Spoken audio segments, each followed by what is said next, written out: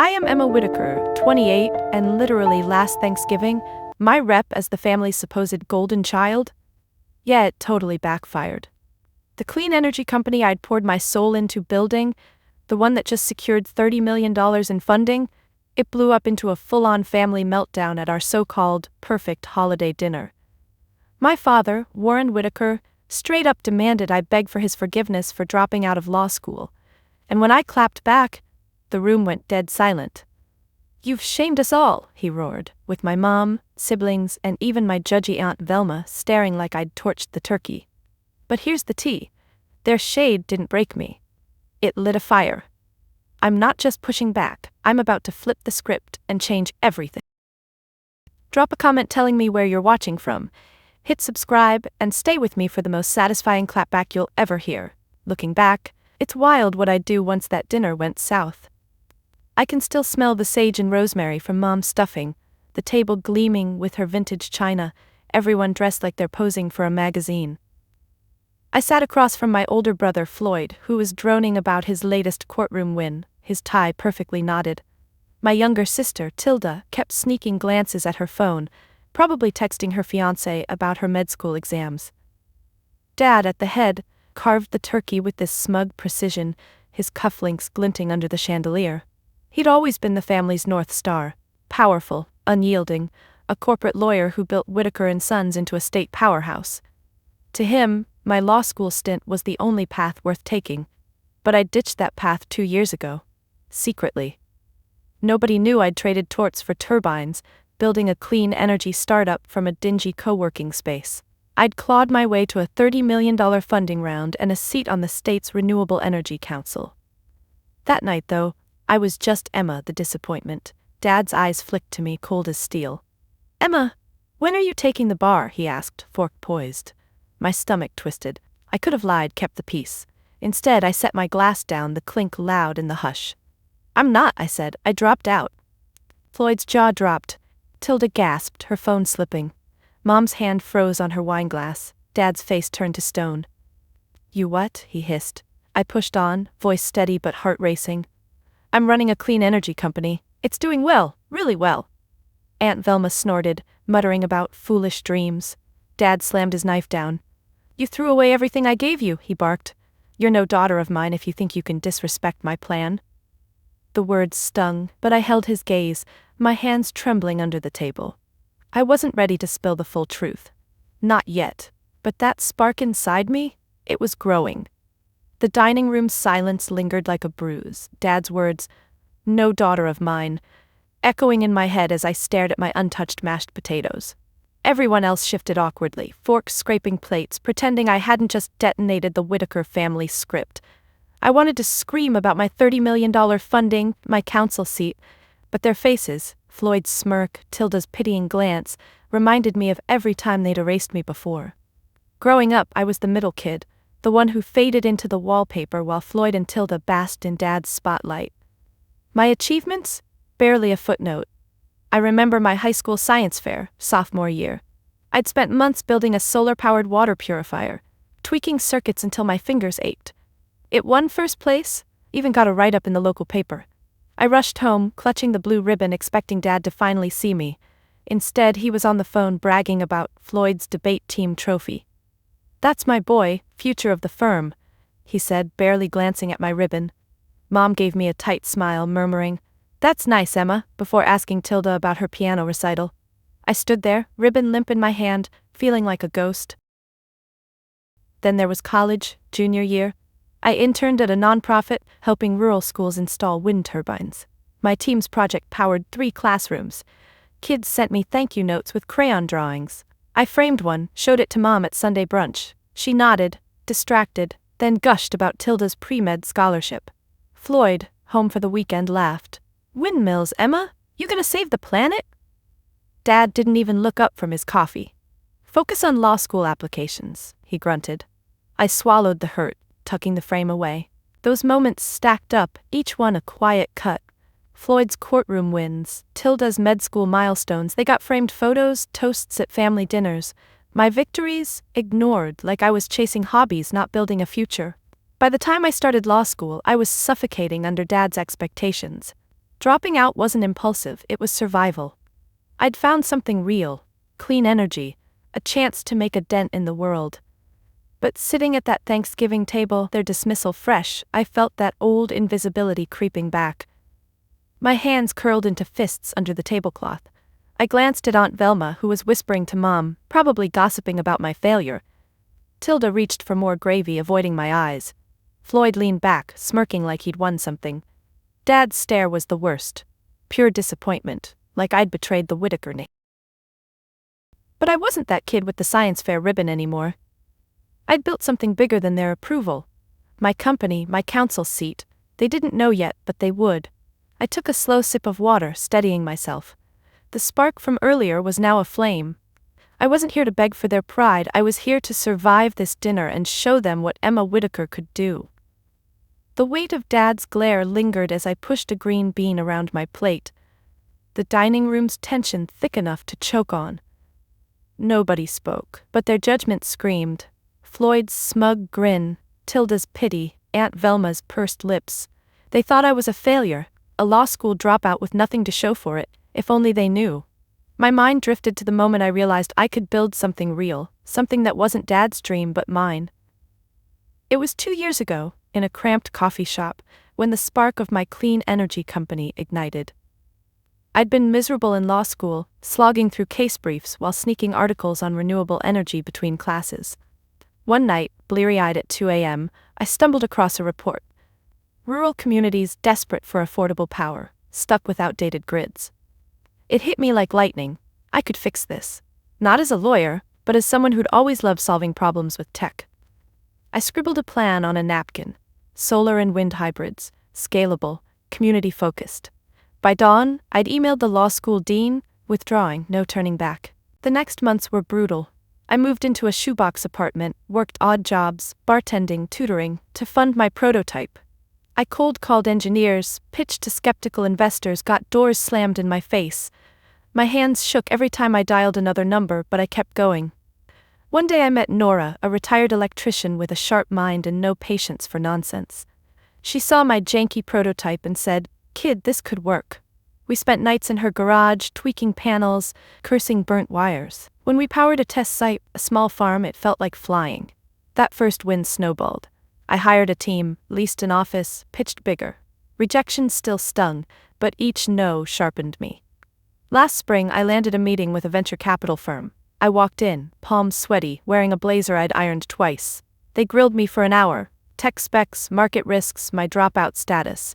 I answered every question, my voice steady, picturing that farm's lights flickering on. They offered $30 million.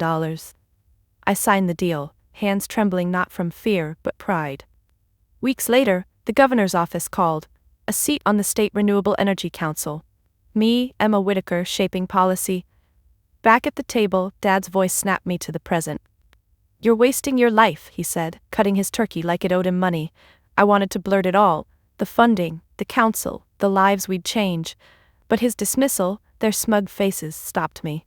They wouldn't believe it yet. My fingers tightened around my napkin. I'd built an empire in secret, against their doubts. That coffee shop napkin was now a company employing 50 people, powering 10 communities. I wasn't invisible anymore. Not to the world, just to them. I took a breath, my resolve hardening. Tomorrow, I'd close the biggest deal of my career. Tonight, I just had to survive this table.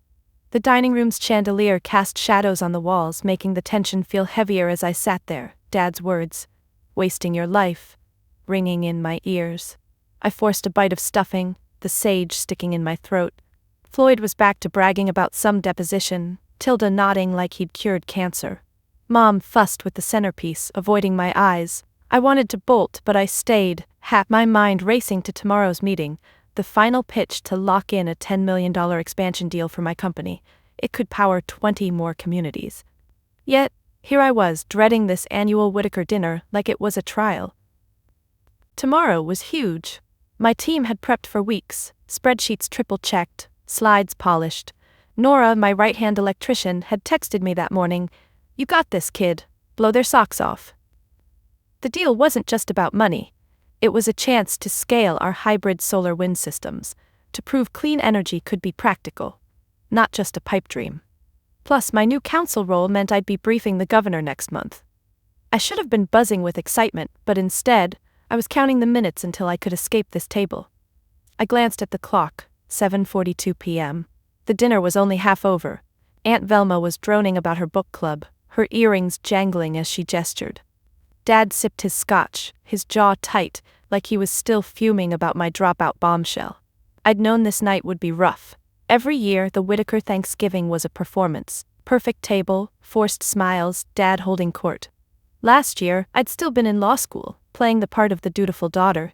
Now I was the outcast, the one who dared to rewrite his script. My phone buzzed in my pocket. I ignored it, but my fingers itched to check. Probably Nora with a last-minute pitch tip. Or maybe my COO, Calvin, freaking out about the slide deck again. I shifted in my seat, the chair creaking. Mom shot me a look. Don't you dare check that phone. I forced a smile, my stomach churning.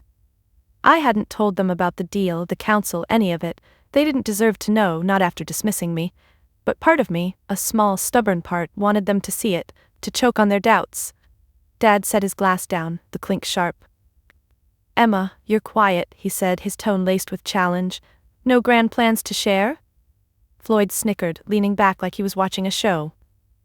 Tilda fiddled with her fork, uncomfortable but silent. I gripped my napkin, my knuckles white. Just enjoying the meal, I said, voice tight. He snorted like I'd confirmed his point. The room felt smaller, the air thicker. I pictured tomorrow's boardroom, the investors' nods, the signatures on the contract. That was my world now, not this. I just had to get through tonight, one barbed comment at a time. The dining room felt like a pressure cooker, the clatter of silverware and Aunt Velma's chatter barely masking the tension. Dad's jab about my grand plans hung in the air, and I kept my eyes on my plate, pushing a piece of turkey through gravy. My phone buzzed again in my pocket, probably Calvin with another pitch tweak, but I didn't dare check it. Not with Mom's eagle eyes and Dad's simmering glare. The annual Whitaker Thanksgiving was always a gauntlet, but tonight, with my law school dropout secret out, it was open season on Emma. Floyd leaned forward, his tie loosened, a smirk playing on his lips. So Emma, what's this company you mentioned, he asked, air quoting like it was a joke. Selling solar panels door to door? Tilda stifled a laugh, then caught herself, looking guilty. I clenched my fork, the metal cool against my palm. It's clean energy, I said, keeping my voice even. We design hybrid systems for communities. Floyd raised an eyebrow, like I'd said I was knitting for a living. Sounds cute, he said, but seriously, what's the plan when that fizzles? Aunt Velma jumped in, her voice dripping with fake concern. Oh, Emma, you're so young to be throwing away a real career, she said, dabbing her mouth with a napkin. Law would have suited you, dear. I wanted to snap that my company was worth millions, but their smug faces stopped me. They'd just twist it, call it a fluke. Mom chimed in, her tone soft but cutting. We only want what's best, Emma. You could still reapply to law school. Her words were a knife, wrapped in velvet. Dad stayed silent, but his presence loomed, his fingers drumming the table. I felt every eye on me, waiting for me to crumble. My chest tightened, but I forced a slow breath, picturing tomorrow's pitch, the boardroom, the deal, the future I'd built. I'm happy with my path, I said, meeting Floyd's gaze. He snorted, leaning back. Happy's not a career, he said. Tilda shifted, murmuring, maybe she's figuring it out. Weak, but something. I shot her a glance. Thanks for the half-effort, sis. The condescension kept coming. Aunt Velma asked if I was still living in that tiny apartment, her nose wrinkling. Floyd tossed in a jab about my hippie ideals not paying bills. Each comment was a jab, testing me, daring me to snap. I kept my face neutral, my hands steady, but under the table, my foot tapped a frantic rhythm. I wasn't here to win them over, not tonight. I just needed to survive this firing squad until I could walk away. My phone buzzed again, insistent. I ignored it, but the thought of my team, my real world, grounded me. This dinner was a blip. Tomorrow, I'd show the world what Emma Whitaker could do. The dining room's air was stifling, the clinking of wine glasses and forced small talk barely covering the sting of Floyd's last jab about my hippie ideals. I sat rigid, my hands folded in my lap, the untouched cranberry sauce on my plate looking like a crime scene. Dad hadn't spoken since his earlier dig. But his silence was louder than words, his eyes boring into me like I was a case he needed to close.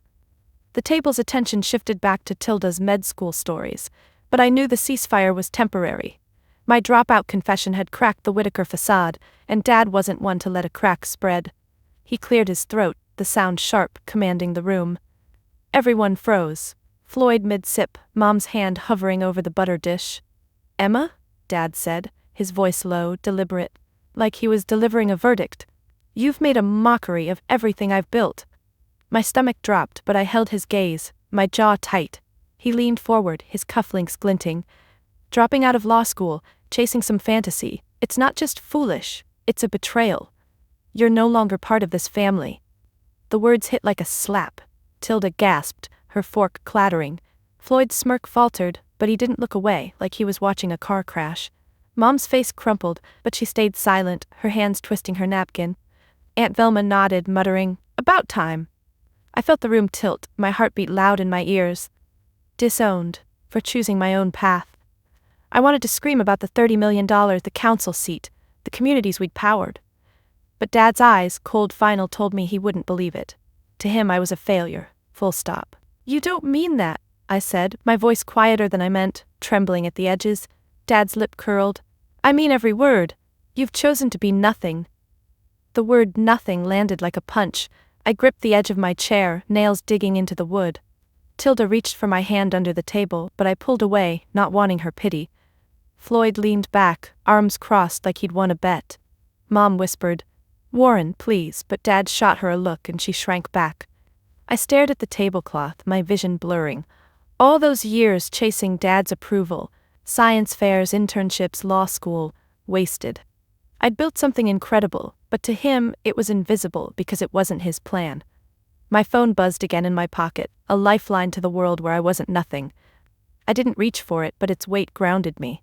I lifted my chin, meeting Dad's stare. "If that's how you feel," I said, voice steadier now, "then I don't need this family." The words burned, but they were true. I was done begging for their scraps. The dining room was a tomb, Dad's declaration, "You're no longer part of this family," still ringing as I sat there, my hands clenched under the table. The silence was deafening, broken only by Mom's shaky breath and the faint tick of the grandfather clock. Tilda stared at her plate. Floyd's smirk was gone, replaced by a flicker of unease. Aunt Velma sipped her wine, smug as ever. I felt raw, exposed, like I'd been stripped bare in front of them all. Then my phone buzzed again, louder this time, vibrating against my thigh. I ignored it, but it buzzed twice more, insistent. Dad's eyes narrowed. "Turn that off," he snapped. Something in me snapped too. I pulled the phone out, my hands steady despite the adrenaline. The screen lit up with a text from Nora. $10 million deal closed, council confirmed, you're a rock star. My breath caught. The expansion deal, signed. My appointment to the State Renewable Energy Council, official. At the exact moment Dad called me, nothing. The world was proving him wrong. I looked up, meeting his glare, and a calm settled over me, like the air before a storm breaks. "I need to take this," I said, standing. Mom gasped, "Emma now?" But I was already moving toward the living room, heart pounding. I dialed Nora back, stepping into the dim hallway, the murmur of the dining room fading. "Em, you see my text?" Nora's voice was electric. "We got the deal, and the governor's office just sent the council invite. Your name's on the letterhead." I leaned against the wall, closing my eyes. "You're kidding," I whispered, though I knew she wasn't. 10 million, Em, and you're shaping state policy now. You did this." I could hear her grin through the phone. I wanted to laugh, cry, scream. 2 years of sleepless nights, rejections, and secret hustling had led to this. I glanced back toward the dining room. Dad's voice carried, low and angry, probably ranting about my disrespect. I pictured his face when he learned the truth. $30 million in funding, a council seat, a company changing lives. He'd disowned me, but I'd built an empire.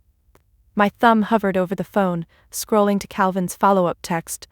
"Press release ready. Want to announce tonight?" I typed back, "Hold off, tomorrow." This wasn't for them, not yet. I needed this moment for me. I slipped the phone into my pocket and stood straighter, the weight of Dad's words lifting.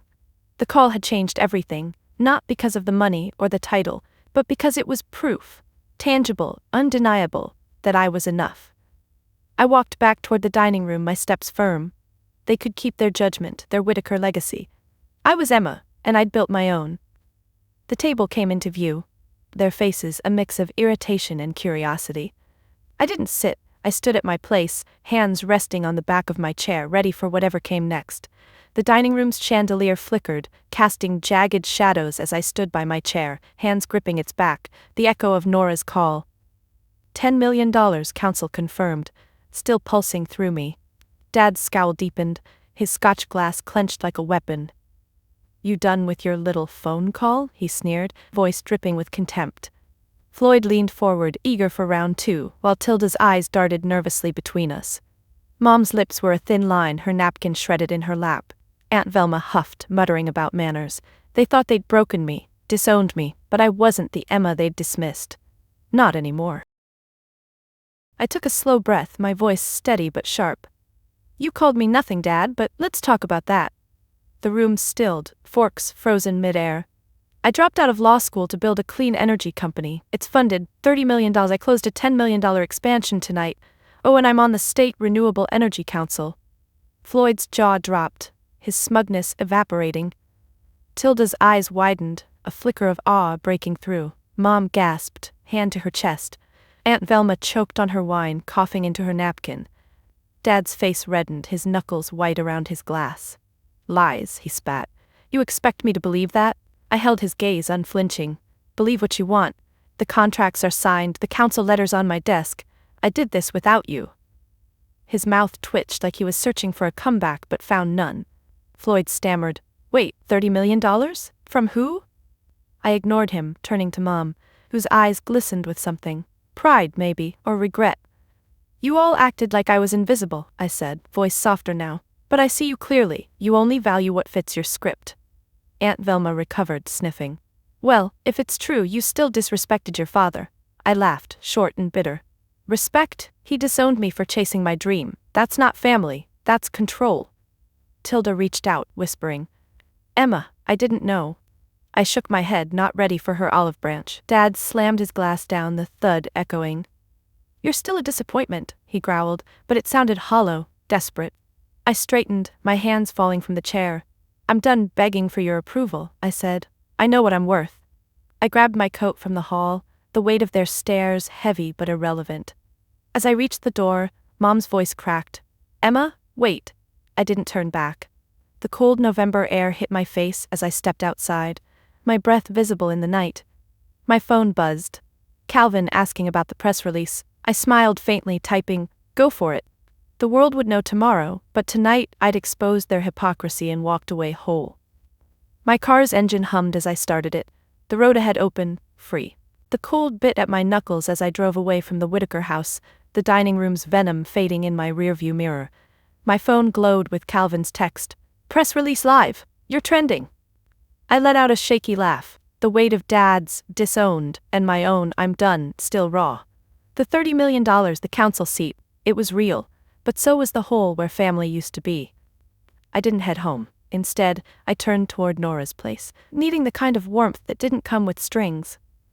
My real family wasn't blood. They were the ones who'd seen me all along. Nora's small bungalow was lit up, the porch light casting a golden haze. I parked, my boots crunching on gravel, and before I could knock, the door swung open. Nora, in her usual flannel and jeans, grinned wide. There's our councilwoman, she bellowed, pulling me into a hug that smelled of coffee and motor oil. Inside, Calvin was sprawled on the couch, laptop open, and our lead engineer Marla was pouring wine. To Emma, Marla said, raising a glass, her braids swinging. I took the glass, my throat tight, their cheers washing over me like a balm. We settled around Nora's cluttered coffee table, takeout containers scattered, the TV muted on some old sitcom. Calvin showed me the press release. Headlines already popping up. Whitaker's clean energy startup secures $40 million total. Marla nudged me, her eyes bright. You didn't just win, Em, you changed the game. I smiled, but my mind flashed to Dad's sneer, Mom's silence. Nora caught my look, her calloused hand squeezing mine. Screw 'em, she said softly, you've got us. We talked late about the expansion, the council, silly stuff like Marla's bad Tinder date. Calvin reenacted my pitch, mimicking my serious face, and I laughed until my sides ached.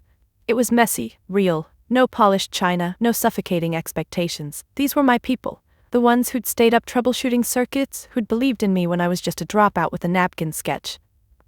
I glanced at a photo on Nora's wall. Our team at the first site launch, muddy boots and grins. That was family. As I sipped my wine, my phone buzzed. Tilda, texting, "I'm sorry, I didn't know how big this was." I stared at it, my thumb hovering, then set the phone down. "Not tonight." Nora leaned over, her voice low. "You don't owe them anything, kid." I nodded, the ache in my chest easing. Here, surrounded by takeout and laughter, I wasn't invisible. I was Emma, and I was enough. The contrast to that toxic dinner table was stark, and for the first time I felt truly home. The glow of Nora's living room lingered in my mind as I drove home, the warmth of my team's laughter a shield against the chill of Dad's disownment. My phone stayed quiet. No more texts from Tilda, no calls from Mom. Good. I needed space to process, to build a wall between me and the Whitakers' poison. By the time I unlocked my apartment door, the press release was everywhere. My name tied to $40 million clean energy leader on news feeds. I kicked off my boots, sank onto my couch, and stared at the ceiling. The victory was mine, but so was the aftermath, and I had to decide how to handle it. My inbox was flooded. Congrats from investors, interview requests, even a note from the governor's aide about my council role. But one email stood out. From Floyd, subject line, "We need to talk." My stomach twisted. I opened it, skimming his words. "Didn't know about your company. Impressive, but Dad's hurt. Can we meet?" I laughed, short and sharp, deleting it. Impressive? Hurt? They'd dismissed me for years and now Floyd wanted coffee and apologies? No, I was done playing their game. I grabbed a notebook, jotting down what I needed. Boundaries clear and ironclad. First, no contact with Dad unless he acknowledged my success. Genuinely, not as a power play. His firm, Whitaker & Sons, had a grant application pending with the State Energy Council. I'd recuse myself to avoid bias, but I wouldn't bend over backward to help him. Floyd and Aunt Velma? Blocked, at least for now. Their jabs at dinner still stung, and I wasn't ready to hear their half-baked support. Mom and Tilda were trickier. Mom's silence hurt, but Tilda's text hinted at regret. Maybe I'd reply, later, on my terms. I stood, pacing my tiny living room, the city lights flickering through my window.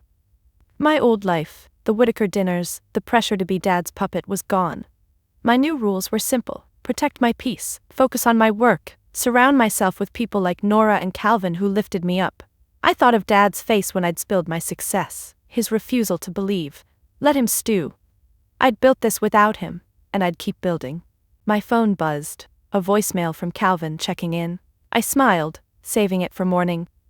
I didn't need to prove myself to the Whitakers anymore, but I owed it to myself to stay strong. I set my notebook down, the boundaries written like a contract with myself.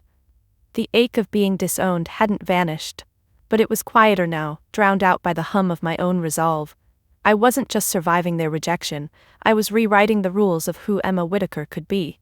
The morning sun filtered through my apartment blinds, casting stripes across my coffee mug as I sat at my desk, scrolling through council emails. It had been a week since the Thanksgiving blowout, and the world was still buzzing about my company's $40 million haul. But today wasn't about headlines.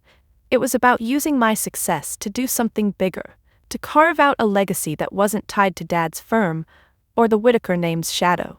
I was done letting their doubts define me. I was Emma, and I was reclaiming that name on my own terms. My first council meeting was days away, and I'd been prepping a proposal. A state-backed pilot for community-owned solar grids. It could empower small towns, create jobs, and cut energy costs. Real impact, not just boardroom wins. I typed notes, my fingers flying, picturing the farmers and families we'd helped at our first test site. This was why I'd fought so hard, why I'd endured Dad's scorn. I glanced at a photo pinned to my corkboard. Me, Nora, and Calvin, grinning at a wind turbine launch. That was my fuel, not his approval. Then came the email I'd been expecting. Whitaker & Sons grant application for a state energy project. Dad's firm chasing clean energy funds now that it was trendy. I leaned back, my jaw tight. The irony was thick, him profiting off the industry he'd mocked me for. I'd already recused myself from the vote to stay ethical, but I reviewed the proposal anyway, out of curiosity. It was sloppy, opportunistic, heavy on buzzwords but light on substance. My team's projects ran circles around it. I drafted a council memo recommending rejection based on merit, not spite. It felt clean, like justice without venom. I saved the memo and stood, stretching. My phone pinged, Marla, sharing a link to a school we'd powered, kids reading under solar lights. I smiled, my chest warm. This was my legacy. Impact, not revenge. The Whitaker name used to mean Dad's firm, his control. Now it could mean something else. Emma Whitaker, building a future that lasted. I wasn't erasing the past, but I was writing over it, line by line, with every project, every life we touched. I grabbed my coat, heading to meet Nora for lunch. The city hummed outside, and I felt part of it, grounded in my purpose. Dad's disownment still stung, but it was a scar, not a wound. I'd taken his name and made it mine, not for him, but for the world I was shaping. That was power, the kind he'd never understand. The hum of the city faded as I sat on my apartment's tiny balcony, a mug of tea warming my hands, the November dusk painting the sky in purples and golds. It had been 2 weeks since that Thanksgiving dinner, since Dad's disownment, and my stand against his control.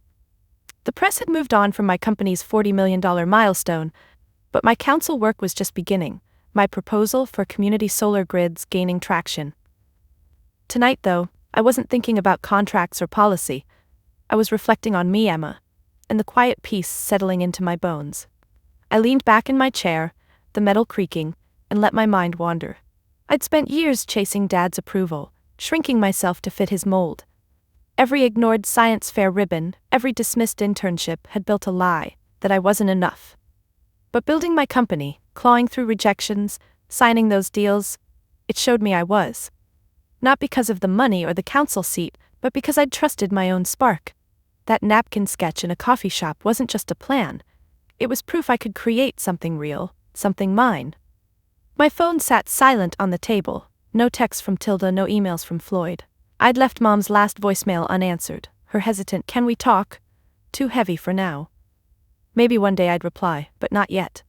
Their rejection had hurt, but it had also freed me.